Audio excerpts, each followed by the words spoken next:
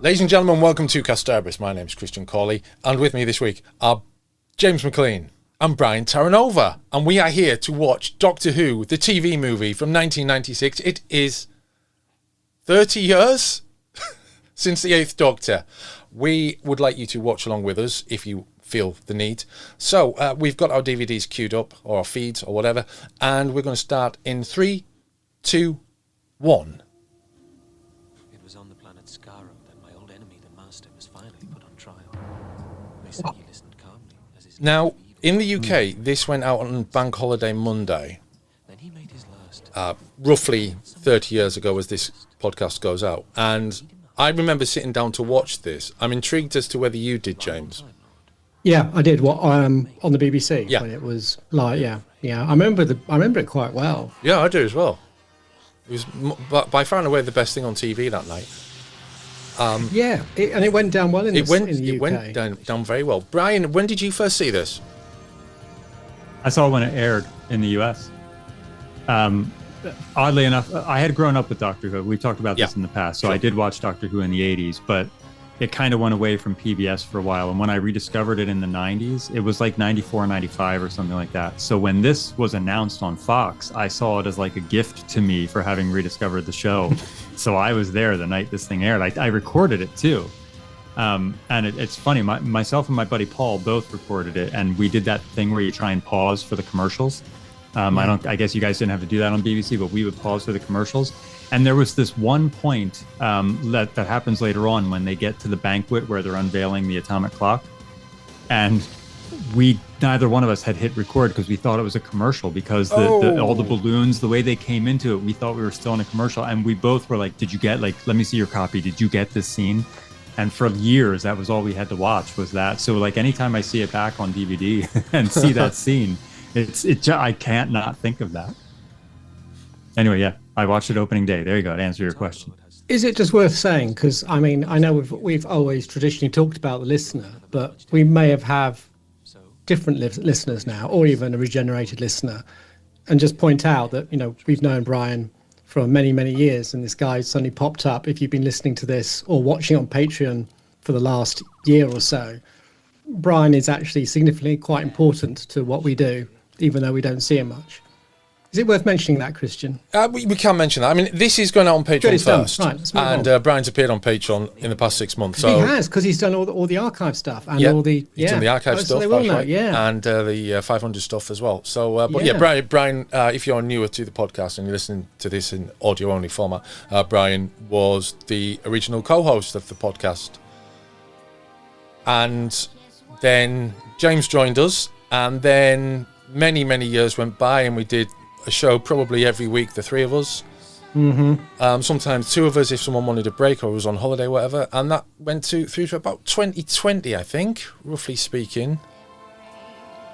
No, okay, Christian. No one cares about that. Okay. Yeah. Just looking at this. Let's talk more about me. Come on, guys.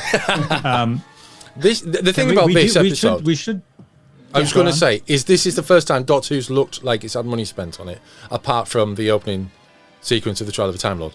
Yeah. Yeah. And it's beautiful. And I'll be honest, I love this TARDIS set. I know some people think it's too Jules Verne.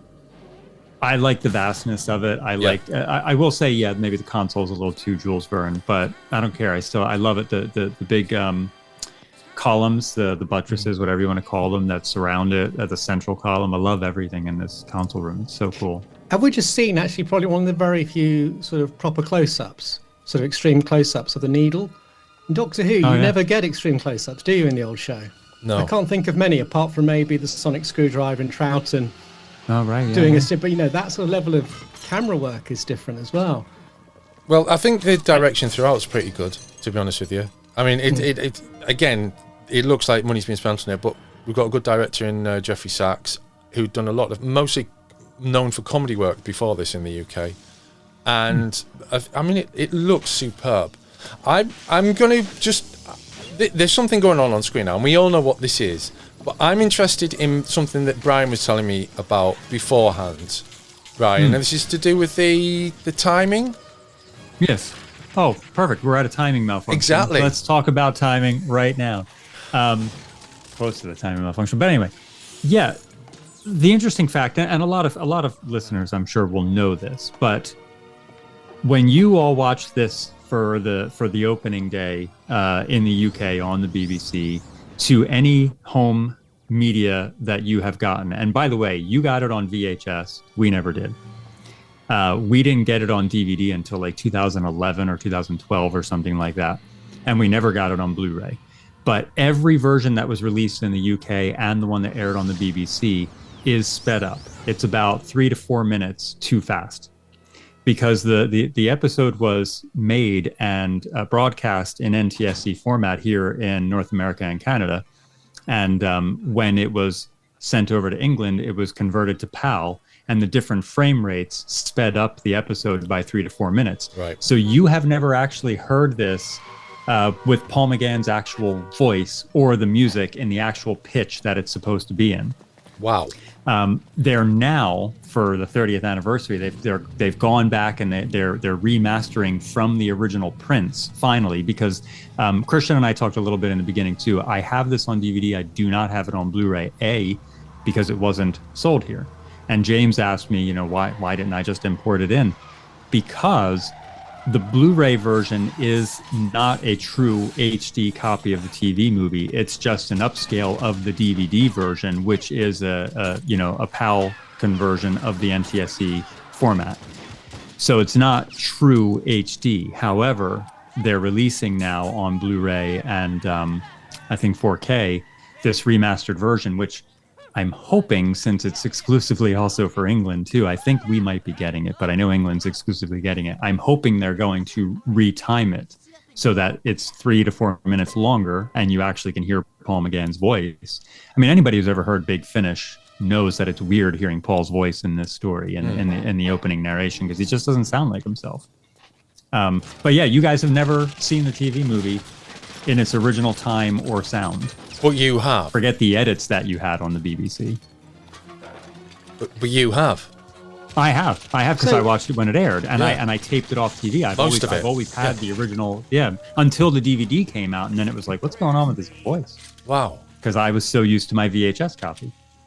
Now, there's something Sorry, I just want to jump in because there's something interesting about that. When Brian mentioned this to me earlier on, and then he's explained it further. My copy of GoldenEye, I think, has the same issue, because when I saw there's a difference between GoldenEye that I've seen on TV and GoldenEye that I saw at the cinema. The GoldenEye that I saw at the cinema, Pierce Brosnan's voice is lower, considerably lower than what it is when I saw it on TV later on. Oh, okay. Yeah, it could very well be. I can tell you, if anybody has the Torchwood Miracle Day DVD or Blu-ray in the UK, you also have sped up versions of that. Wow. Because Miracle Day was made for an American audience, and the NTSC conversion to PAL did the same exact thing for that. The odd thing is, when we get Doctor Who, as far as I can tell, released here in the US, the PAL to NTSC conversion doesn't seem to do the opposite. It doesn't seem to extend it and make it slower or more bombastic in the voice, I guess. It's weird. I don't know why, but I know those do that. So that James Bond one could absolutely have done it. I'm sure it has to happen more often than we think, just with these few examples, So I was just for television generally, coming from US, especially when we're looking at periods of PAL at NTSC, does that mean all our stuff was running at a different frame rate? I'm just thinking of all those traditional shows that we would get broadcast. Star Trek. Everything is absolutely running at a different frame rate. Whether or not the conversion for your home media was done I'm thinking. to compensate for that, I don't know, because there is a way to compensate for that. And to be honest, some fans online did compensate for that, and there's a version of the movie you can get online. I probably shouldn't say that, but there is, that has pitch corrected it. Pitch and time corrected it, right? Because everybody wants to look at the fans who are correcting the Star Wars, the original trilogy. They're despecializing them, right? Fans will do everything to get things back to the way that they should be, or the way that they aired.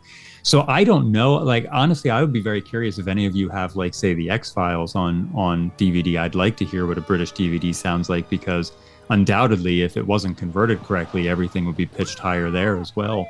maybe if you saw the movie in the theater, it would be different, where you'd be like you had, Christian, why is Mulder's voice so deep now all of a sudden, you know?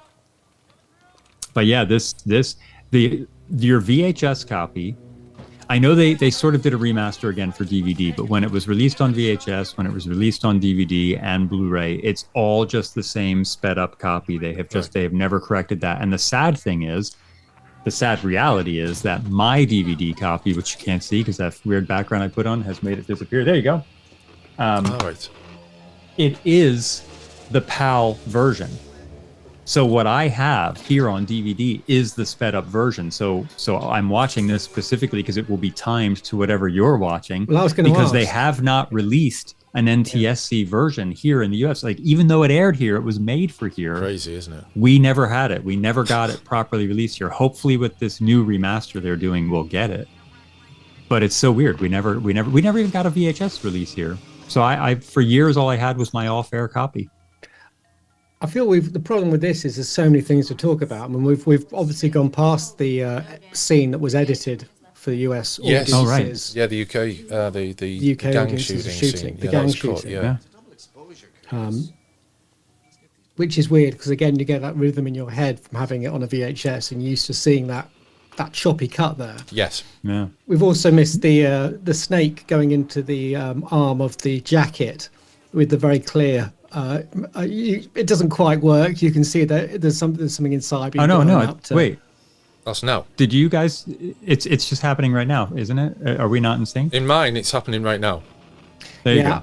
Because I'm on the BBC. I'm wondering if the BBC have done an edit, done the cut. You might have the edit. I see. Yeah. Because I was thinking the rhythm of that of the shooting wasn't quite great. So what I'll do is I'll pause mine just to get back into sync with you. We've just had the Amazing Grace dialogue in the. You guys had it. You had it aired with those edits because of something that had just recently happened in the news. That's right. That was and then shooting, later on, in like 1999, when they did the Doctor Who BBC night, they aired the unedited version. But what they did remove, which is another thing that my original VHS copy had, but no other store-bought one has, is there's a bit of text at the beginning of the episode that says based on the original science fiction series aired on the BBC. Right. You guys never had that, but your version that aired in 1999 was the corrected cut, not time corrected. Right. Yeah. Right. So it's weird, James, that you're able to watch one that's still the edited version. Well, this is the BBC iPlayer that they've got on the iPlayer, and it's interesting that they've decided, or had to, who knows which, use. Because I did feel, I was expecting, because I have seen the 1990, the unedited. Sure. But the one I'm used to is the one that I used to have on VHS, which was the cut. And I was expecting the rhythm to shift. And there was a bit of a jankiness. And I was thinking, maybe my mind's going crazy here, because there's no way they would have the edited one in 2026. But I just wanted to mention Eric Roberts. He does not get enough credit for it, I don't think. He's playing a basic NPC ambulance driver. And then he's the master later on. He's an actor who doesn't get a lot of credit, I think. I actually agree with that, and I think one thing they also don't give him credit for is that there was an element of the script that they dropped a little bit, which was that his body was supposed to be slowly decaying over the course of the story. The only thing that was kept was that bit where he peels off his fingernail. Yeah. So people talk about his portrayal being bland or wooden or whatever, but in the beginning, he literally says it. It took me a minute with the walking and the talking. Yeah. He was trying to take over that body, and I think that's great because he plays Bruce. Then he plays this kind of I'm trying to figure out this body kind of version of the Master, and then he's full Master after that, and I think he's great. Another thing I wanted to point out though was it's 1999, right? And this was made in 95 for 96, I guess.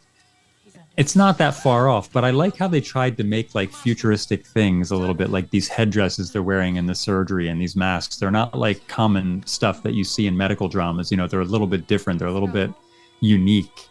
I like that there is still a little bit of a touch that it is slightly futuristic, even though it was only like 4 years futuristic at the point. Well, you see, but that's interesting because I mean, for us, it's set. It isn't based, but it's obviously set. It's set San Francisco. San Francisco. Is my brain going crazy? Yes, you said San Francisco. San Francisco. Yeah, I'm going crazy. San Francisco. So for us, it's hard for us to sort of tell what is meant to be sort of futuristic American and what would have been, because we wouldn't really have that sense of when it's subtle. Yeah. Well, you know, the funny thing is, I used to work in a hospital. I used to work in an OR, and we never had. There was certain gear that you had to wear, but I've never seen these type of headdress. And these masks, I've seen something similar, but they, at least in the hospital I was at, they didn't use anything like this. But it just looked like they were trying to be a little bit different with it somehow, rather than just order basic stuff, which is a little bit interesting at the same time too, right? Like, why not just order basic things that you could for any kind of film? But it makes me feel like they were trying to give us the impression that it was 1999 rather than 1996, you know? Because it's not really that far off, but there's little things throughout when you see people that just make it still kind of feel that way. Well, I had a chance, actually. Oh, you might have aired this already, but I had a chance to ask Sylvester McCoy about this at a convention, and I asked him, like, what did you think of your death scene?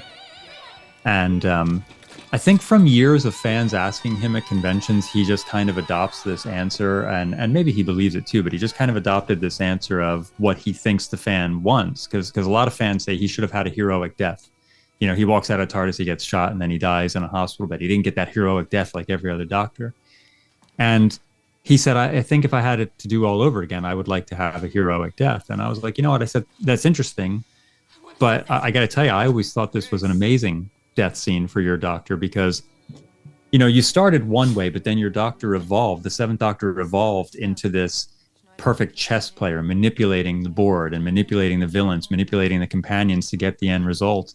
And the one thing that he couldn't anticipate was stepping out of the TARDIS immediately into a hail of bullets, you know? And I just thought, like, that's amazing. Like, what an amazing way for that Doctor to go out. The guy who sees everything couldn't see this one detail. So I don't know. I've never had an issue with this death scene. Did you guys ever have an issue with how he went down? No, I had the same feeling. I think I did at first.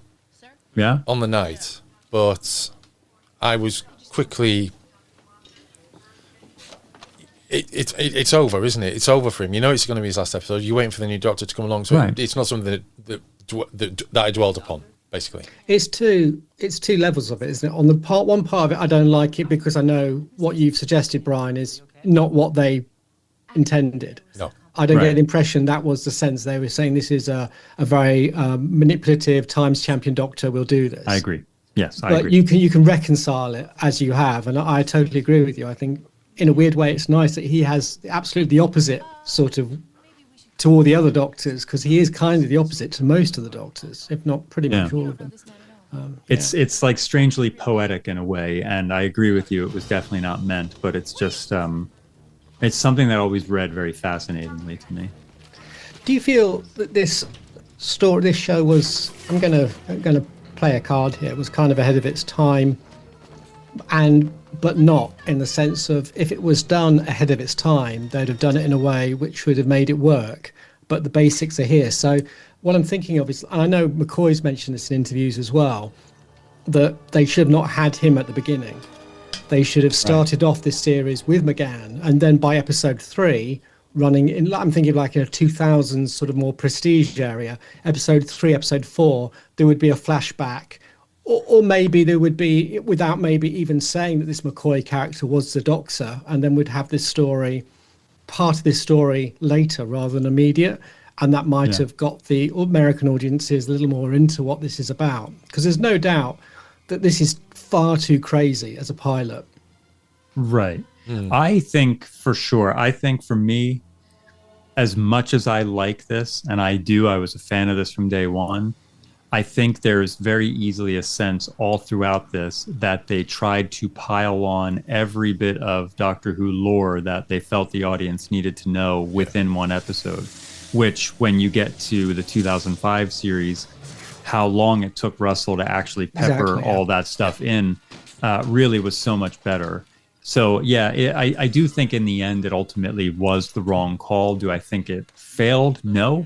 Because I think the failure was the oddity that Fox decided to do a pilot that would lead to a series. Fox usually would just greenlight even a short stack like they did with Sliders, a 13 episode season. So the oddity that they did a pilot, I think if they had done 13 episodes or a proper 24 episode season, I think it might have garnered enough attention. But the fact that they did it as a backdoor pilot, or not really a backdoor pilot, but a movie to pilot aspect, I think that's what killed it. There wasn't enough interest in it from the studio or people, because they didn't get to see more. They just went, what's this weird thing with these two guys? But if there was like another episode or two after it with just McGann, that could have worked. But certainly if they didn't use Sylvester in the beginning, it could have saved it a bit more, I think. Well, it's the danger of the pilot, isn't it? When you have a pilot, to proof of concept. For something like Doctor Who, you feel like you've got to wedge everything in. While if you, as you say, you've got 13 to 24 episode run, you've got the space to lure people through, and you can see why they went through this route as a pilot, but you can equally see why it doesn't work through this route as a pilot as it should. Yeah, that's how and I feel also anyway. the failing of when they aired it as well. They the one thing you can say about Fox is that they surprisingly seem to have a lot of faith in it. Well, they either had a lot of faith that it was going to do well, or they wanted to bury it, one or the other, because they aired it against Roseanne, which was somehow a very big sitcom over here at the time. But the particular episode that it went up against was the one where Dan had a heart attack. We were talking about that the other day, very heavily advertised. Yeah. Were you? You guys were? Yeah. We were talking about series that go back and we did a podcast about revisionism basically, and how they did that. Season was erased when it came back, but Right. And it's a shame that season was erased when it came back, and yet it's the one that basically killed Doctor Who here in America, But I'm just thinking that if I was to do this in terms of storytelling, even if and I'm on the basis that they would have to show all the components of Doctor Who, so you can't do, as we said, leave Sylvester McCoy in the hope that you would get an episode 3 or an episode 4. I think I would have introduced the TARDIS much later, because I think for the opening 25 minutes of this story there is so much going on that if you're not following it, especially if you're not used to this idea of this phone box, which doesn't exist in the US, right, holding this big time machine room, which doesn't even look futuristic, it kind of looks anachronistic in itself, with this odd little man who transforms into you needed to pass it's a lot, isn't it? It's a lot. It's a lot. You have to totally rewrite the story, but allowing them to come to the TARDIS a little bit later when McGann does with Grace, and he brings her in and he does the bigger on inside sort of stuff. Yeah. That seems to be the time when you introduce the TARDIS, and it's that one level up after you've had this new character turn into another person, and now you're starting to get introduced into his weird, eccentric Jules Verne world. But again, it's easy. Well, I mean, it comes back to Rose again. Exactly the same thing. We saw the Doctor first. You get a glimpse of a police box, which by the time 2005 rolled around, people knew it because you guys have Doctor Who in your culture, but they're not freestanding anywhere but what? Earl's Court? Yeah. I think one other station has a police box, like an actual police box, not the one, Christian, you and I went to, but not that one, no. Another one. Yeah, no, I think you're absolutely right. I think they could have easily eased the audience into many things. Also, like delving straight into the Time Lords. The Daleks are there for no reason as well. And they're not even like Dalek sounding. They give you a lot of gold dust, which is an Easter egg, but it means nothing to anybody. Yeah. I mean, oddly, we talk about being ahead of its time. In a weird way, the approach, in some respects, almost feels closer to how we do reboots now, where the amount of detail that they, unusually at this time they put into this, like, as Brian knows, the sonic screwdriver prop, the police box, there's the jelly babies, the master, there's a lot of attention to the history and awareness of trying to fulfill that aesthetic, which is very important now when you do reboots or you do an adaptation. But at the time, this seemed quite unusual to see such a level of lack of updating. I mean, I'm just thinking, there wasn't that many things on television, but think of things like Batman, kicking off the superhero franchise. Everything was updated. There was very little which sat with the comics or even the Adam West show. It was all given a sort of new sense. But here, it was all very much about trying to, yes, make it look great, but really feel like it was attached to the aesthetic of the old show. The Doctor shrouded wandering up that corridor is very John Pertwee, Tom Baker corridor opening titles. It's never really hit me before. But I see what you're saying. Yeah. It's a great shot too. The way the camera tilts as he's walking through there. There's a lot of great shots in this. Actually, that's kind of where this thing is excels. beautiful to look at from the very beginning, from the CGI planet and the opening titles and the TARDIS, which was a model. Actually, I only found out a few years ago. I'd always assumed it was CGI. It's all beautiful. That model never looks quite 100% accurate to the prop, to me. I don't know whether that's unfair, but the prop, I mean, this is why I'm looking at you, Brian, because it feels something that you would be. The dimensions just look it looks a little thin to me to what they actually I mean, it could be. I'll be honest, I haven't really compared the both of them quite as much. I know that Philip Segal still has that model. You can see it on his Instagram page. He posts pictures of it quite often, so you could easily compare it. I know there were 2 boxes made for the film, though. Two full-size boxes. One of them for the stunt prop with the motorcycle, and then one that was just a regular box. There's also a Withnell and I reference there because Paul McGann is beautiful man, like he could preach the epistles to St. Paul or something. The epistles to the apostles. Play St. Paul preaching the epistles to the apostles, which is a Ralph Brown line from Withnell and I. Okay, so these are other moments too, right? Like him with the scarf. Yeah. A Doctor Who fan watching that, we're obviously going to pick up on that. And I don't think those things are bad to have if you are pitching to a new audience. No, it hits multiple levels, doesn't it, throughout? And particularly the early stages. And I think some of it's too much. Some of it's nice and subtle, like this and like the scarf. Yeah. But it is amazing, like when you watch it back, just how much they did cram in. Although I have to say, what a perfect outfit. I think Paul McGann looks amazing when he gets the full-on outfit. Even this wig, I know he hates the wig. Yeah, I don't mind the wig. But I think it looks great. Well, this is because he had hair in the audition, isn't it? And then he'd shaved it off. And by the time they did the publicity, he had short hair. So they made the wig. He had to play a skinhead in a film, and he shaved it all off. And he thought, oh, this will be good anyway. You know, he's pretty bitter when Eccleston got away with it years later. Yeah. Don't leave that open. But I like it. I think it looks great. I think it's a really. I think it's a right look. I think it easily would have fit in the original show. It fits the character very well. Certainly fits him very well. I love that key too. When the TV movie aired, I found out I owned that key. Right. Because there was a catalog 800 Trekker. Yes. And they sold things. I had a Tom Baker scarf. Yeah. Or SFX, one of the two, yeah. I bought that key from there. And I didn't know it at the time. I just thought, oh yeah, they really did a good job replicating this key, right? I didn't know it, but they bought the key from 800 Trekker. And so, like a year later, my brother and I and a friend of mine, we drove out to Reading, Pennsylvania, where 800 Trekker had their warehouse, and you could go tour their warehouse. I bought another key, but they also had a police box replica there. It was the first police box that I'd ever seen in person. They let me go inside, and I stepped inside, and my brother and my friend were making fun of me because like I got in there. I'm like, I'm in a police box. I just stood in there forever. Like an idiot, you know, but I was like, this is my first police box, you know, and they're like, what the heck were you doing in there? Because I was just in there, just like, I was stunned, but it was like, oh, you know, I took a wrong turn at on hallway number 3 or something. It was pretty awesome. But yeah, they bought their key, and they actually bought the sonic screwdriver straight from 800 Trekker, but the sonic screwdriver that they bought, they used as a base to make the one that they made for the show. Okay. Because the replica that 800 Trekker sold is actually pretty accurate in dimensions to the prop used in the TV movie, but it's not accurate to the prop used by Tom Baker, which it's supposed to be a replica of. Right.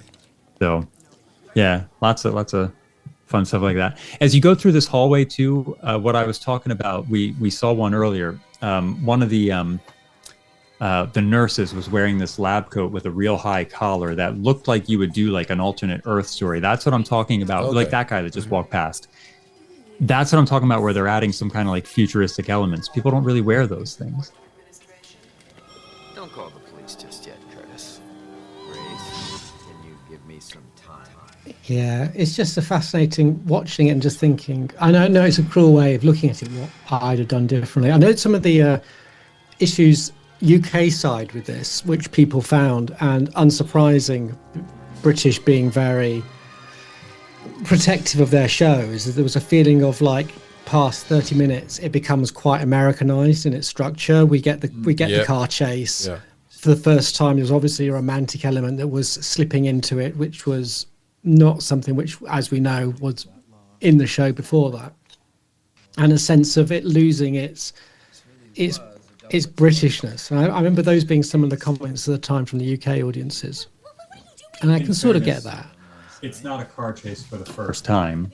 It might be the first one that has a motorcycle ramp, but I mean, John Pertwee had many car chases. Yeah. It certainly certainly wasn't I can take you back to Planet of recognisable as Spiders. Doctor Who that we'd seen since 1974. There's very little. I mean, apart from Tom Baker on a horse in The Mask of Mandragora, that's about as action as it was for 20 years, basically. Yeah. Well, we said the other day, Silver Nemesis is probably the first action scene when Ace versus a Cyberman. Yeah. You just don't get anything like that prior to sort of 88. Ace with the baseball bat against the Yeah, Dalek. remember the Daleks. That's almost like It's the same scene, isn't it? It's not as big as the whole hangar and those wide shots of her running across the hangar. Yeah. It's big for Doctor Who, and then this is bigger. I've got 31 minutes through this episode of Doctor Who without mentioning Daphne Ashbrook. Yeah, I don't know how we did that, to be honest, but go on. Well, she's having met her as I have, and I was reminded of this. I met her when I was with you, Brian, didn't I, at the Dimensions convention, not far from here, and she was absolutely charming. She was really nice. And then I got a message from Philip Bates a few days ago. He'd met her recently at the convention and was absolutely beguiled by her. But she's such a lovely lady, isn't she? And she's very engaging. She'll talk to the fans, and she clearly appreciates it.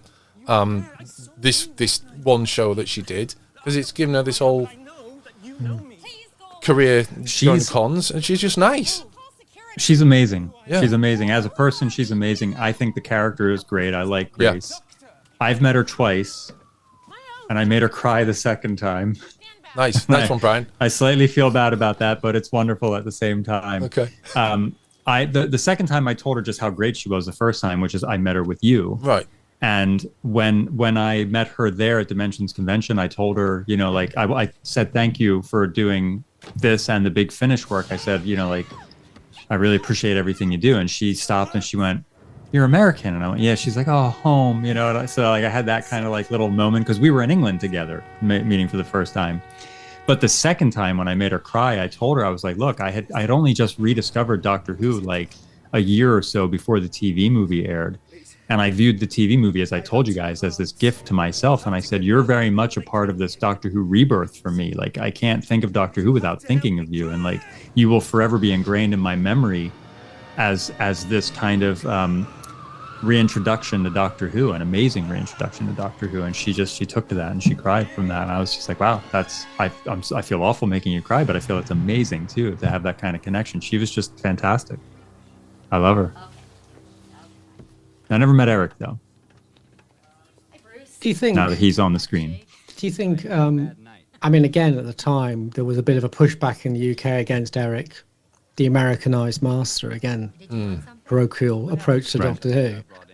But I think also he's sporting a master which wasn't like anything before. For instance, there was no beard, which again was apparently a big issue for a lot of people. And since John Sim, I always wonder, looking back, or people watching this. This is the fascinating question. If you're watching this as a new Doctor Who fan from 2005 and you watch this, I wonder how it sits, because it must feel far more at home than maybe if you were watching it fresh in 1996 compared to the original show, because there's so much that the 2005 borrows from this. The TARDIS console room that you love, Brian, that is essentially the template for what has come since. The floor to ceiling column, the center column, the romance, the scale of it, or the dynamic, the scale. there's so many elements in here. And again, like I say, the Master is not like Delgado, Ainley. It's somewhere between Ainley and Sim, probably, quite frankly. I wonder if I wonder if it does Roberts more justice in a lot of ways maybe he got at the time when we look at it now. I absolutely think time has changed a lot of people's opinions, and certainly people coming at it from having watched the new series. I definitely think they view it with different eyes than people coming at it from just the original series. I will say when I watched it, what you have to remember is I watched a lot of Doctor Who at the time in the 80s, but I was a kid, right? And then in the 90s when I rediscovered it, the two things I remember about that was, oh my God, this is that show. I've been trying to find this show because it just wasn't on PBS, and all of a sudden it was again. Yeah. And then I saw Sylvester McCoy and Colin Baker, and I was like, oh my God, they're still making this show. Well, they weren't. It was the 90s, right? But I never saw them. My Doctor Who experience was Pertwee through Peter Davison for the most part. So when I watched this, I hadn't even seen at that point all of the classic show. Now, I might have seen more episodes than I remember, but I certainly hadn't seen them all. So seeing him be the Master, seeing Paul be the Doctor and so on, I didn't have these preconceived notions. I had Ainley as the Master because I had watched enough Doctor Who. I had seen Delgado as the Master, but nothing like offended me that Eric Roberts was playing it, because I hadn't seen the entire show. I didn't quite... While I think I do recall lamenting the loss of the beard a little bit. To me, the Master had a beard. I kind of remember that, but I don't think I had an issue with him being American. Okay, you're trying to tell me that you come back from the dead. But I know a lot of people did. Sorry, the dead stay dead. You can't turn back time. Yeah. I mean, I suppose that's the beautiful thing about what the new show did, is it did very much force the show into new territories, which first few years a lot of fans didn't want to do. There was this dynamic between the companion and the Doctor. You've got to get used to that. We've had a female Doctor. We had everything is a little... Actually, I don't know. Looking at that prop, it maybe is actually... Sorry, I'm back to the prop. I'm just thinking about whether the police box prop to the police box model is close. I suppose they are probably quite close. I mean, yeah, I know it looks like the same box. Whether or not it's too thin, like you said, I don't know. I'd have to compare. Well, yeah. Also could be how the film was addressed as well. I love was it last year or year before, there was a lovely a load of, I don't know whether a fan photos or it was a press thing of McGann with a replica of this box. Did you see those? Oh yeah, that was a really good looking box. Yeah. I don't know how completely accurate it was, but it was a very good box. It was pretty close, and it was quite battered as well, which made it feel like it was someone who had spent some time with it, as he was meant to in the outfit he was at that point.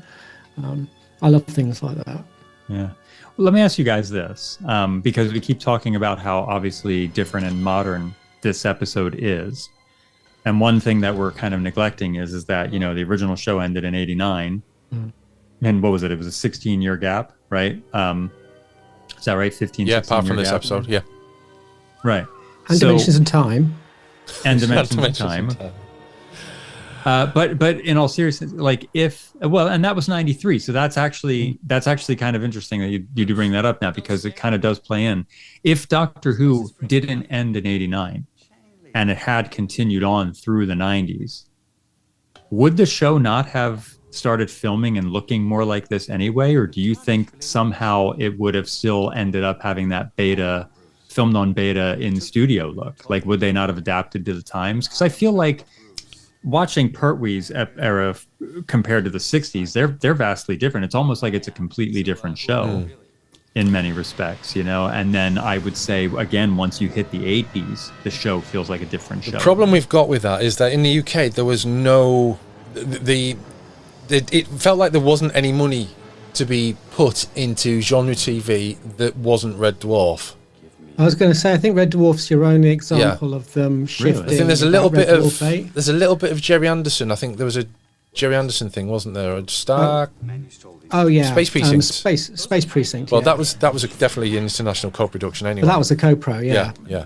But there wasn't really anything that would give us a sense of where Doctor Who would have gone outside of, as I say, some of the changes within Red Dwarf, in terms of how it looked. Yeah. and certainly by sort of Red Dwarf. It was like 6 or 7 that they went to a in studio recording look. Yeah, vastly different. Yeah, fair point. But I mean, again, it was nothing to the level of like cinematography and lighting that we've got in this. In fact, to be fair, looking at 2005 onwards, I mean, this is cinematic compared to what they were doing. The BBC was doing in 2005. Yeah, I was going to say this is closer to sort of, well, 2013 really. I mean, the lighting in this is just watching, just not just the grading everything, but just the points of where it's being lit on set. Everything is just so nice. We never find out, do we, how the Master gets in the TARDIS? I just want to mention that because that scene has happened, and Chang Li goes in the TARDIS with the TARDIS key. You don't see the Master anywhere nearby. He walks around the TARDIS, goes into the TARDIS, no sign of the Master. He's into the TARDIS, and the Master's there. I don't think so. I have a feeling that when Chang went in the first time, walked out and circled, the Master might have just snuck through the doors at that point because the door was then unlocked, But you're right. They don't conclusively tell us, but that's just kind of the one thing I can think there. I wonder if there was a cut. I wonder if they filmed him slipping in and then looked and went, don't need it. Yeah, he's just there. So. I will say, too, one thing we should point out, by the way, since we're talking about the lighting and the filming and everything, I don't know if any of the crew actually truly intersected, but this was filmed 94, 95, I think 95, and in Vancouver, which is where the X-Files was filming. Yeah. So part of why this looks kind of as great as it does is because a lot of like the Vancouver film crews out there were so well versed in making US TV or even their own TV, and that's why this looks good because that's what they used was a lot of Vancouver film crew. They had the British director, of course, but it's not like they brought everybody in. They used what was there. So this looked very much like what I was used to seeing from the X-Files at the time. Now, obviously, the X-Files has a unique look, so it's not completely identical, but it looks like it's in that same vein. Well, you got a lot of the blue in the X-Files, haven't you? That was certainly a signature color. The use of color in the X-Files is incredible. Yeah, you're right. You do have a lot of the blue. Anything at all. What would it be? Yeah. I don't know. I will say I don't even mind this look for the Master. I know it's just regular Earth look, but that leather jacket, like, there's no EMT guy that's wearing a leather jacket like standard like that's got the badge on it. You know what I mean? Like they went all out trying to give him some kind of uniqueness. I like the glasses. But it goes back to what you were saying as well about he's in a hurry to get hold of a new body. He knows that one's falling apart. He hasn't got time to put on clothes until the ceremony. It is kind of weird that they dropped that element that the body is falling apart because it seems like it would have been a really interesting element, especially because he didn't steal the body the way that he stole the Keeper of Traken, or Treemass's body, rather, with the power of the Keeper. The way that he stole it here. Okay, let's talk about that for a minute. That's actually one thing that I'm not that keen on with the TV movie, is that when Grace asks, Grace or Chang, I think it's Grace, when he explains how he stole the body, he died and then he became this morph worm, morph, I forget what they call it. There's a term online for it. In any event, the doctor, she says, why can't you do that? And he says, I can, you see, but only when I die. And I'm like, I'm not sure I would have done that. I'm not sure I would have put that line of dialogue in there because we know that the Master has cheated death multiple times before and has all these tricks and so on from all of his adventures. The Doctor and the Master have been traveling for hundreds of years through time and space on their own, independently of each other. I don't like the concept that if a Time Lord dies outside of regeneration, there's another way that they can steal a body. This seems so much more like something the Master picked up, a trick that he picked up. Terrence Dicks retconned it in that direction in The Eight Doctors. Did he? He did. Basically, there's a scene where the Master eats something, knowing that he's going to be going to his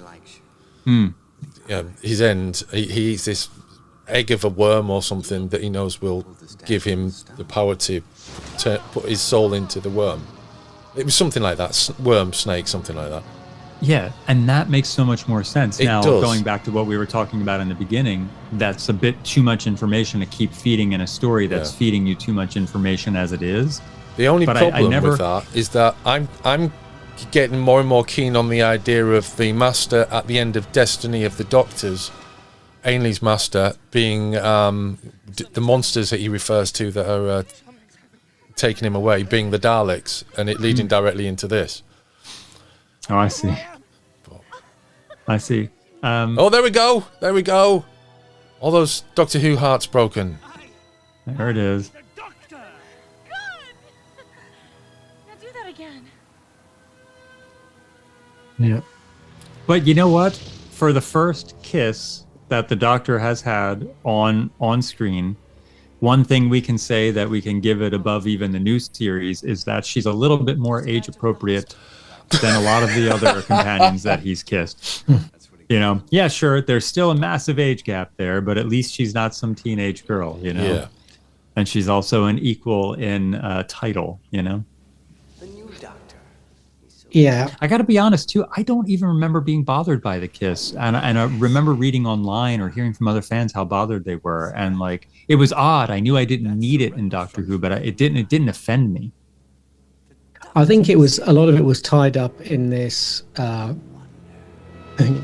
fear which had been going on since 45 years or so, this notion of American television culture co-opting and transforming and, what was the better word, tainting what is British. Yeah. Which There's a big fear with ITV back in the 50s. Because we had shows like Knight Rider and A-Team and Street Hawk and all those sort of like Glenn A. Larson things churned out, and Buck Rogers before that, and they're going out on a Saturday tea time. Not that they were opposite Doctor Who or anything like that, but they appeared to be kind of... There's a feeling that American TV shows were disposable, and really you only had things like maybe Columbo, a handful of other shows that had a better sort of cachet to them. Until the mid-90s, when you've got the X-Files and you've got maybe NYPD Blue as well on Sky, and things where there's shows with a more serious and more, felt like they had more substance to them. And when the shows like that, when those became more prominent, I think then the attitude towards American TV in the UK evolved accordingly. And I think there was always the feeling with making an American Doctor Who that it would feel more like Airwolf than the X-Files, perhaps. I think to a degree, but I think there was also a fear of, to some degree, I would argue that this story pays a lot of aesthetic and archetypal qualities to Terminator 2. Yes. There's a sense of that, which I think, not just the CG snake, but you've got a very Terminator-esque master. You've got a chase of a master, of an unstoppable villain. Yeah. There are elements there which I think British audiences were, again, scrutinising, shall we say, or feeling uncomfortable, feeling there was a dilution of what was British in this. Which, again, retrospectively, I don't think is horrendously fair, but interesting, I guess. That part, though, I can at least understand, like, people being afraid that it's going to lose the Britishness, especially with being an American TV show. Because if this had become a series, they're undoubtedly going to land in in San Francisco quite a bit, New York. Like, it would have geared more toward America. They would have had more American guest stars and actors and so on. So Sure. It definitely would have. And while I would have loved for this to become a series, I would have loved to have seen what that became. Mm-hmm. I would have missed that Britishness of it myself as a guarantee, because that's one of the things that massively attracted me to Doctor Who. I was ready for this to be a series. By the time it came out, I knew it was very unlikely that it would go to a series, but I was happy for there to be more of this. Oh, I would have loved it. I would have, even if it. That's why I was always so upset that it was just greenlit for a pilot rather than a first series, and then we'll see where it goes. Because at least we would have had a full season of him. You know what I mean? Like, forget about however this episode went. Even if this episode went down exactly as we know it right now, but it had a full series off the back end of it, we would have had a full 8 Doctor era regardless. Yeah. Even if he didn't regenerate at the end, we would have had something. And unfortunately, we were just robbed because I've gone on before on this channel about how great his Big Finish work is, but McGann truly kills it in Big Finish. His stories are absolutely amazing there, and they really just let me know what we've missed. He's a And brilliant then when he actor. appears again in Night of the Doctor, like, he looks incredible. They should have made a series with that man right then and there. Yeah. You can make a fortune in the weight loss business. Yeah, so He it's is a superb fascinating. actor. I've always, whenever he turns up in anything, he has a. I mean, he's playing like a Time Lord, time traveling alien right here, and yet it's almost, it completely grounds it, like the size of the role. It's completely grounded and feels real. You watch him with Nell and I, in particular, which I can refer back to mostly because I've watched it over 50 times. He's in the same movie as Richard Griffith and Richard E. Grant, who are both playing these ridiculously over-the-top characters, and also Ralph Brown as well. His character is ridiculous as well, and he holds it all together. He's the heart of that movie. He's brilliant. I feel he's criminally underrated, to be honest with you. I think he's a superb actor. I just wonder if they had just simplified this. I know it's, again, as we've talked about through this, it's a very hard thing to do, especially when you're piloting a concept rather than you've got your run. But if they just simplified this a little more, I wonder whether this would have sold better. Because there is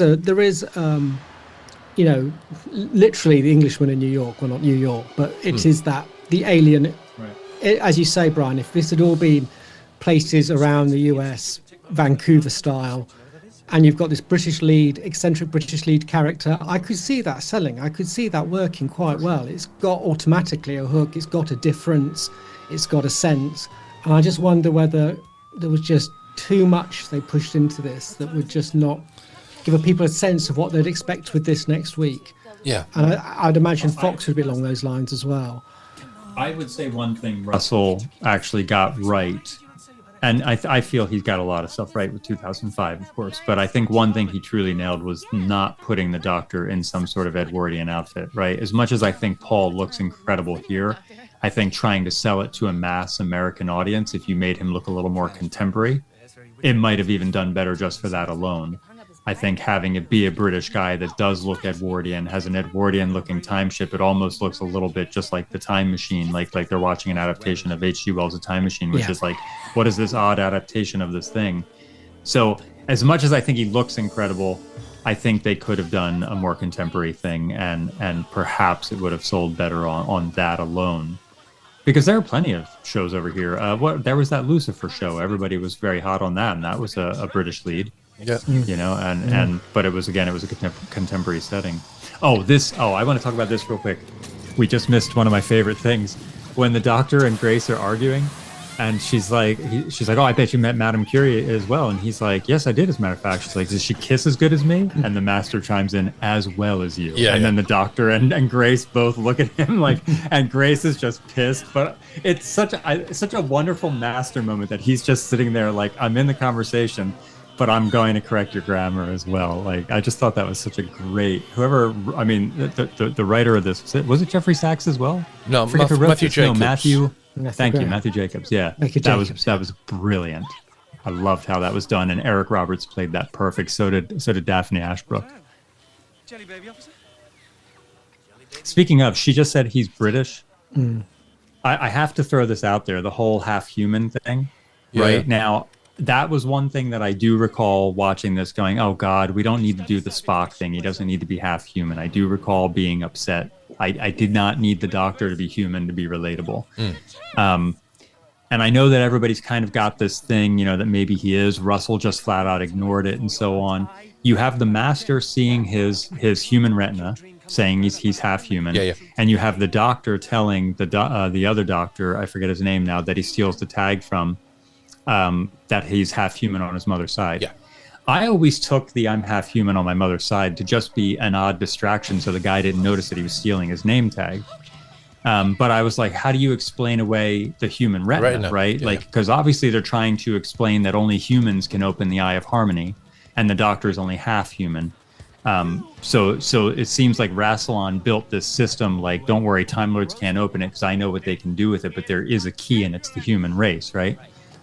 My theory is the Doctor was shot, he ended up in the hospital. He lost a lot of blood, as you do with a gunshot. Whenever you're in a hospital and you lose a lot of blood, they give you O negative blood if they don't know your actual blood type, because it's a universal donor. When the doctor regenerated, that O negative blood turned into human retinas. And that's why the master thinks he's half human. And with the doctors saying that he's half human, the audience also thinks it as well. But I think that explains why the Eighth Doctor is, quote, half human. He's got these, maybe perhaps something else is human in him as well.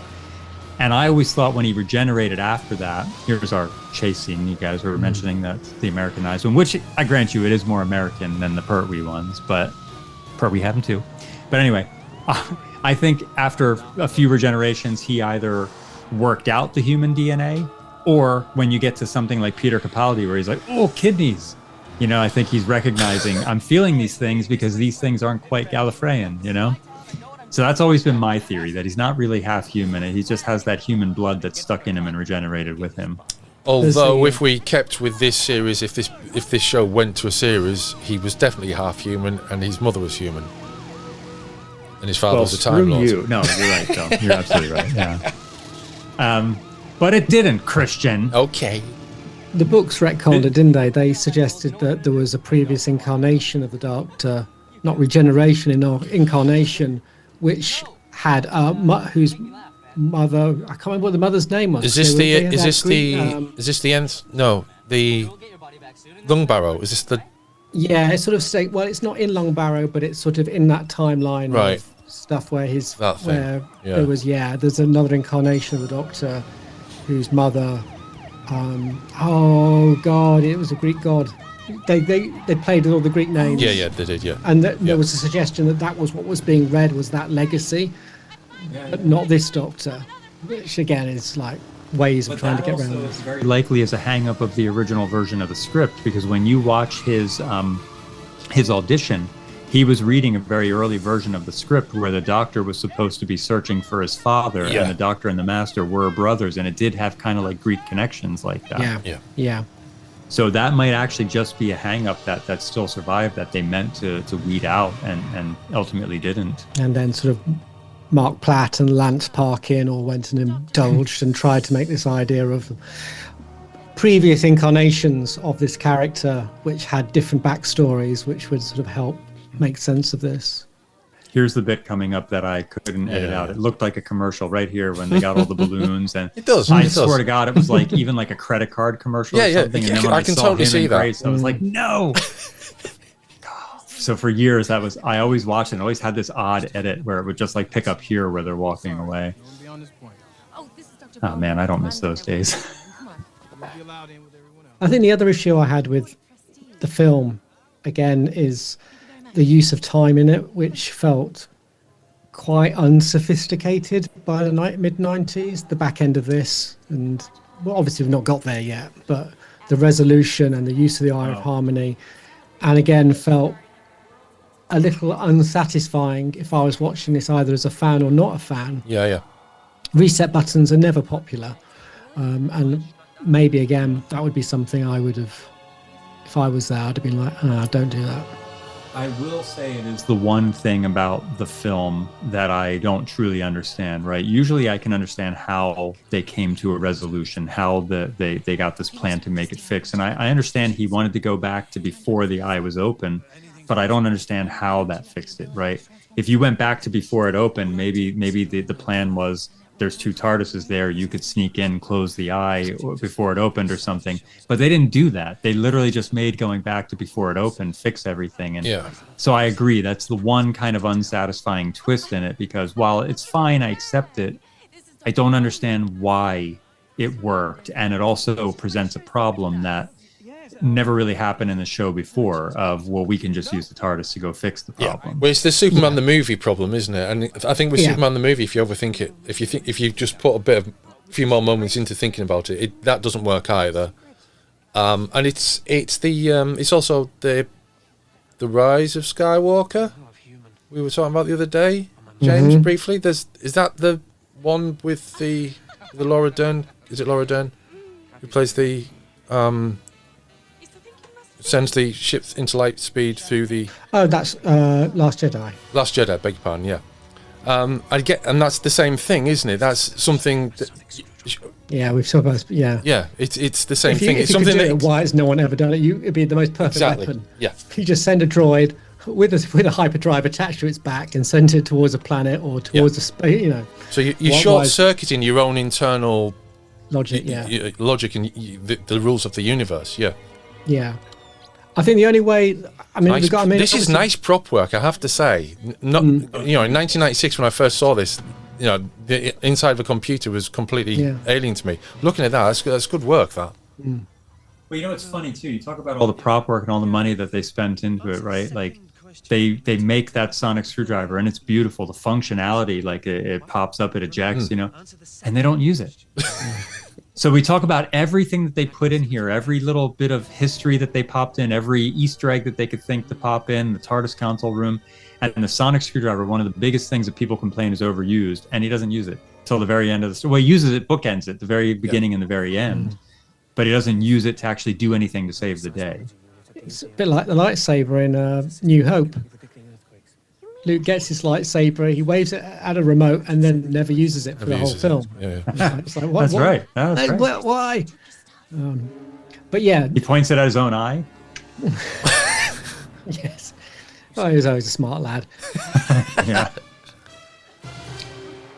But yeah, I mean, if we just ignore the whole timey-wimey mechanics, which Doctor Who's always been very vague on, I think the only way they could have sold that ending to me and would have felt more like Doctor Who is if going back in time had resolved some of those issues, but Grace or Chang both were dead. They don't come back. You don't just suddenly, or they don't remember him.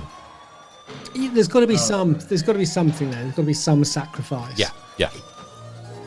For that. Can you imagine if they went back in time to before the eye was open, and the Doctor just basically stopped everything from happening, but outside the police box there's a Grace and a Chang that are alive who don't know him because he kind of erased everything, but he's got their 2 dead bodies in the TARDIS as well because they're from a time that now no longer exists.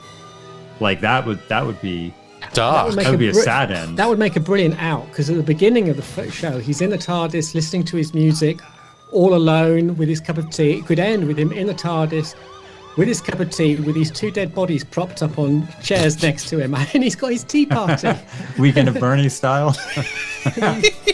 He could even look at them and go, cheers, and then look at the camera, and a Merry Christmas to all of you out there as well, And then finish off with, and I turned around and they were all wearing eye patches.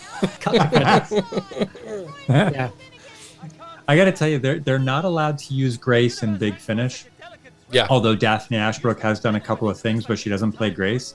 She was just in the newest release that came out, and this might be a spoiler for anybody listening. I won't ruin anything what she is, but her character does say to the Doctor a couple of times, like, well, that would be graceless, wouldn't it? And so like they're acknowledging the character still all the same, which I thought was a little bit of fun. But it's such a shame, because I would love for these two to have like at least another story where it's the Doctor and Grace together. But for some reason, Universal still doesn't allow the character, or maybe the character's too expensive to purchase for the episode or something. Same with Chang Li. He's been in it as well. Yeah. Yiji So has been in it, but he's not allowed to be Chang Li. Yet Eric Roberts can be the Master, because the Master was on already. Sure. Yeah. There you go. That's the stunt box. You can see it doesn't have the bottom of the box there. That box is so beautiful. I love this. It's a nice box. So much. I am really surprised for this film that they didn't do what they ended up doing after this and sort of backlit the windows of that box, because it feels like the sort of cinematography element that they would have done. For sure. I mean, obviously did it with the sign. Is it not? Are the windows not on the model not lit? On real ones? Sorry, Brian. Go on. In the opening sequence? What, when it's flying? Yeah. Yeah, there might be when it's flying. I'm pretty sure there's lights from within the windows as well in the We'll find out at the end. But not when it's sitting there on the not stationary. No. Which is just in the sort of setup. It feels surprised that they just didn't have light sources. That it just feels like they'd liked it. I think it's so weird too. So you pointed it out. I didn't really pay attention to it. I prefer them without. I like it being a sort of like a dead face, but obviously, as I say, in terms of like lighting, it gives you a very strong focus.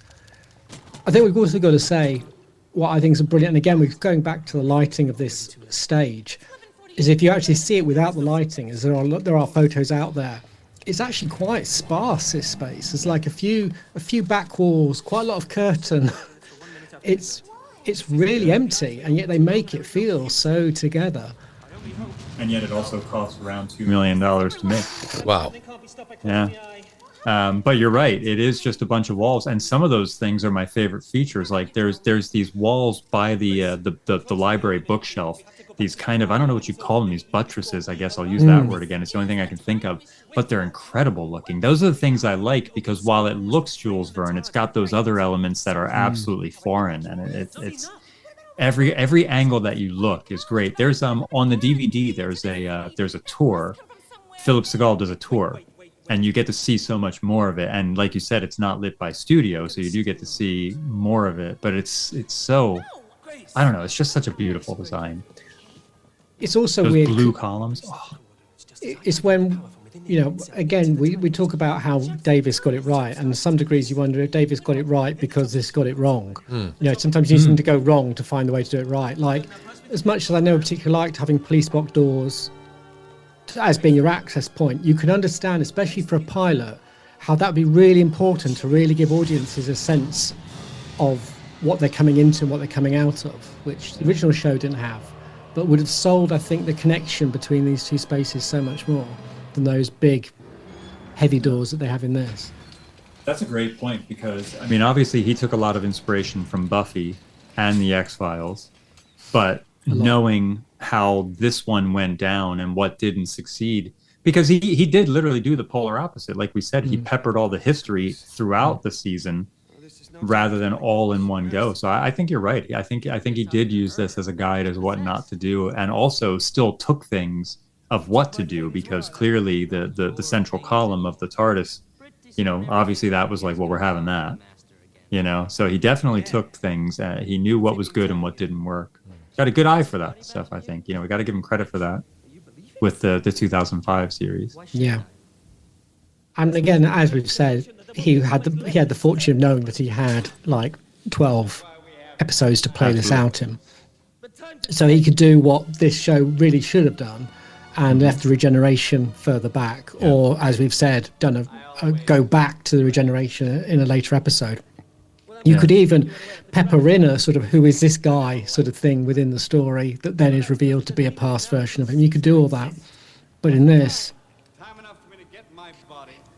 It would have been so neat if they somehow kept like doing flashbacks to the actual Master's trial or something, and then at the end the Doctor dies and regenerates there. Oh no, we're doing no more trials. We're not doing trials. No. Fair enough. But at least over a season, that would have worked really well. I will say one other element that I like. I do like this cloister room, and I like it very much because it reminds me of Tom Baker's cloister room. Right? I like the fact that it had those columns, but I like that they have the seal of Rassilon everywhere. It's such a nerd thing to like, but I do actually really like it. It does become a bit a brand, doesn't it? Almost like the TARDIS is stamped with a brand label when it comes out. It's got to be everywhere. Well, and it does make sense if it was from the High Council, but it's also weird because like the Rassilon symbol, well, I guess it's the Rassilon symbol, right? It's not the Prydonian symbol. I was going to say it looks like almost only the Prydonians make TARDISes or something, Will Sasso too. The one thing I do remember watching this was it was so weird seeing Will Sasso in here, because I remembered him from like Mad TV. At least I swear he was on Mad TV before this. Something I knew him somehow, and it was just kind of a weird thing, like, oh, I know this guy, and I don't usually know people in Doctor Who, till the later years. This is a great outfit. It is a great kind of update on the Time Lord robes. And see, again, I know it's easy to say, but this feels like if you'd had, as you say, a 13 or 24 episode run, this end act feels like the back end of a series where you've now explored this character, found out he has multiple lives. I know at the end of the story we have the antagonist coming to take those lives. It feels like there, where at this point you're still going to try and get, but it's bigger on the inside, and he's got and then there's the argument too that the story for this is literally just the deadly assassin. You have the Eye of Harmony, you have the Master trying to steal the Doctor's lives. It's just the same story, you know. And of course, the argument there is if you have a good idea in life and you fail at it once, you're just never going to touch it again. Of course not. You're going to try again, right? It makes sense, but it is weird that it is legitimately just the deadly assassin over again, just on Earth this time. All your lives! Didn't you tell Lee I'd stolen your lives? Lee, he's lying! He's used all his lives, now he wants mine! Also interesting that they went with the Master rather than Daleks, you know, how big of a sell they were in England. You'd think they would cash in. I wonder if there was a nation-state thing to do with that. I was, someone shared something on Twitter yesterday, or maybe it was earlier today, a letter from David Attenborough to Terry Nation concerning his pitch for the Dalek TV show in the late 60s for BBC Two. Because David Attenborough was the controller of BBC Two when it was launched. And he'd been given a good review of it, and he was recommended to take it. But he basically said to Terry Nation that I only have like 22 hours a week, and I've got them filled for the next 6 months or whatever. So he turned him down. Oh, How will you open the eye now? really? Wow, I never heard that. Come here.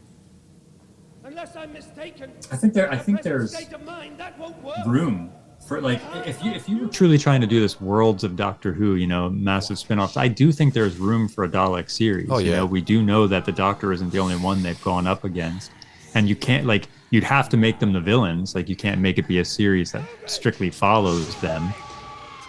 But I think when it comes to Worlds of Doctor Who, I think the failing that they did was making Sarah Jane Adventures and Torchwood so far the opposite spectrum of what Doctor Who is. So if you're trying to get people to tune into it, kids can't watch Torchwood, and most adults are going to be like, Sarah Jane's a little too kiddie. You know, if they brought them all kind of more of an even keel. I think the problem for me was that Davis just seemed, as you said earlier with Doctor Who, was very much inspired by what Whedon had been doing and finding that strong young family teen space that he could never escape it, because there was just so much in Torchwood which was almost homage to what Whedon had done. But at the same time, you could argue that Torchwood's more childish than Sarah Jane. Yeah. I mean, fair enough, yeah. But that's because I don't think he could, or he didn't feel that the market really stepped outside of those sort of spaces. Well, now, you know, if you were to do it now, a Dalek series, if you asked me to pitch it, I would do it like Walking Dead or like Colony, something where you are occupied, people occupied by a Dalek Empire or on the run from a Dalek Empire, and really amp up their threat and have, as we've said before, the rolling cast as Walking Dead does, where no one is safe, and play that sort of world. But I don't think people would have done that, certainly in the 60s. They certainly wouldn't have done it even by this point. But I think you're right. I think there's room for the Daleks if done the right way. I think you're right, too. It would have to be a nobody is safe kind of show, because otherwise, like, the Daleks aren't really the threat that they seem to be. It really has to be, you might have a complete rotating cast, to be honest. Could do a Time Lord show as well, based on, along the same lines of Game of Thrones. Your different Time Lord families. Interesting, you think? Yeah. I think there's a lot of room for things that could work. It's just there's not a lot of faith that they have that they could work. They do tend to hold on to things that they already have, don't they? Yeah. You know, like Sea Devils and Silurians. Here's another thing in this. So I was just going to say another thing with the pilot here that bugs me in terms of trying to sell is the TARDIS lands, doesn't move again. And you'd think if you're trying to sell what this show is about and this thing that's mobile through time and space, and that is the thing for kids that they love seeing this thing disappear and reappear in somewhere incongruously. Why is that not in here? You'd think that would be something, that would be one of the key things I'd have on my board, my whiteboard of things that this has got to have in the script. The TARDIS has got to move. We've got to see that move, preferably in time maybe, but certainly in space. Because kids will love that. The sonic screwdriver, like you said, Brian, kids will love that. Absolutely. Well, I've forgotten about this. At any time Han Solo gets in there, smashes a panel, and they fly away. Yeah. It's these small things which really hook people in.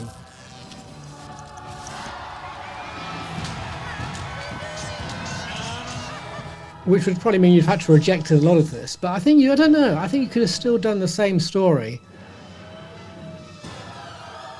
You just have to be, yeah. Well, we probably should have seen the TARDIS take off here. Yeah. Yeah. Rather than just that shot, Fade to right? We white. should have seen it actually take off, get into the vortex, fly, you know. And then you would have also had the companion actually doing that, even if she didn't know what she was doing. That's another thing people really like, you know, the companion's taking an active participation in the story, which is great. I'm not arguing that. I think they should.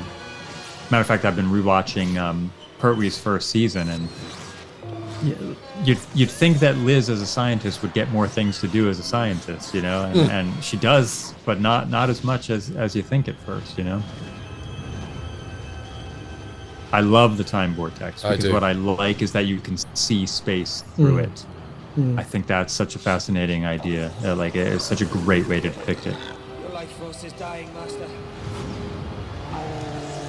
Matter of fact, I think it's probably the best vortex we've gotten, even out of the new series as well. Oh yeah, definitely. Yeah, I think so.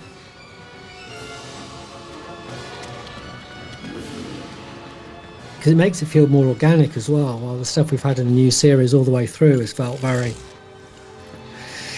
what would be the word? Almost mathematical in its. I think that's a very good word for it. Yeah, geometric. Yes, geometric, mathematical, a process rather than a sense of something existing somewhere. This breaks my heart. I love Grace. I mean, it's Daphne Ashbrook, as we talked about before, but man, that fall looked real. You know what I mean? Like, that's a hell of a stunt they did there. I mean, again, if you think of this, it's just it's what you always say to people, especially to fans. You've got to remember that while, you know, you want to see this is being made for an audience of people who have never seen this before, because they'll be in the majority. And trying to imagine watching this as an audience who's never seen Doctor Who before, it's absolutely batshit. At this point, at the end now we're in sort of gothic battle in this temporal something or other with a guy who's dressed in what could almost be described as almost quite queer looking outfit, quite camp is perhaps the word we would use. It just doesn't, it's very, very shifted. It's weird because it's like the X-Files was basically dominating TV at this point. And if you had tried to make a show that was a little bit more geared in that fashion, I think people would have latched on board. But it almost feels like they're latching a little bit more to the audience that eventually Buffy would have created, you know? Because you're right, it is a little hokey in the end here. But that is an extremely fair point. The 2005 show was made for a broad audience rather than just fans, but there was enough for us that we knew, whereas this... It's a bit this Raiders of definitely the Lost seems like Ark it's a love letter to the fans. It's what, I'm sorry? Sorry, it's a bit Raiders of the Lost Ark, the ending there as well. Oh, actually, yeah. That's a good thought. You got the I never light really and considered that. And then the calm. Look at that shot. That's such a great shot. Just the broken Rassilon head there. God, I love that stuff. I got to give it to Jeffrey Sachs on that. Rewatching it now with you two I found myself really appreciating the not just the cinematography, but also just like the editing as well. Windows are lit there, but go on.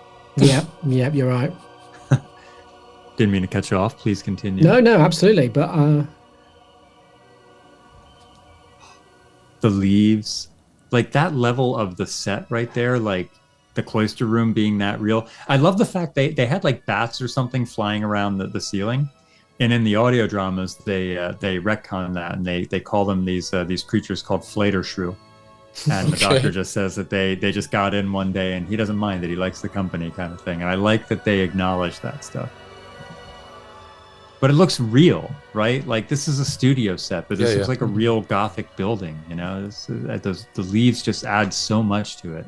I mean, funnily enough, in a weird way, again, we talk about retconning, and in a sense how future stories, as you were saying earlier, almost retcon how you understand this story. And we've seen that if you take Parting of the Ways, where you have the TARDIS kind of bringing life, the TARDIS has its own sense of, there's something going on there which is under the hood, which we see in this one now, with the revivification of our two characters here. While at the time that just felt very hokey. Well, now watching it, and it's now sort of almost established in the lore that there is that sort of temporal fizz within the TARDIS. It doesn't seem quite as hokey now. No. Well, you also have another element that kind of gets repeated throughout the new series, and that is the death and resurrection of the companions. Yeah. Even though Rose's death was an artificial death, she got locked in another universe. Who else? You had Amy and Rory. They died. Bill died. Clara died. I think you've got to slow down there.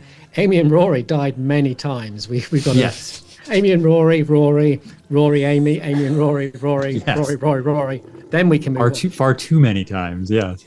But I mean, Clara died, and then she has this whole life after death. She's even given a TARDIS, which she can inexplicably know how to fly. Yeah, Bill. They've gone too far. So this show created the first Doctor Companion kiss, the first Companion's death resurrection.